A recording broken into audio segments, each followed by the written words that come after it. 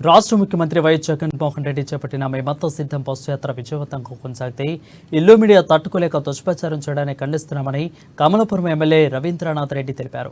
నేను రాజకీయ జీవితంలో ఎన్నో సభలు సమావేశాలు చూశానని, మేమంతా సిద్ధం వచ్చినట్లుగా స్పందన ఏ సభకు రాలేదని అన్నారు.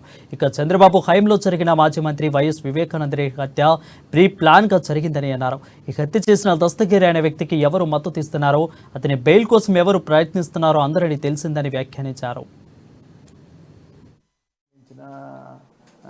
వేవును చూడడం జరిగింది. తర్వాత జగన్మోహన్ రెడ్డి గారి ఓదార్పు యాత్రలు అన్నీ కూడా చూడడం జరిగింది. దానికి అన్ని దానిల కంటే మించిన విధంగా నిన్న సూపర్ సక్సెస్ అయిన పరిస్థితి అన్నమాట.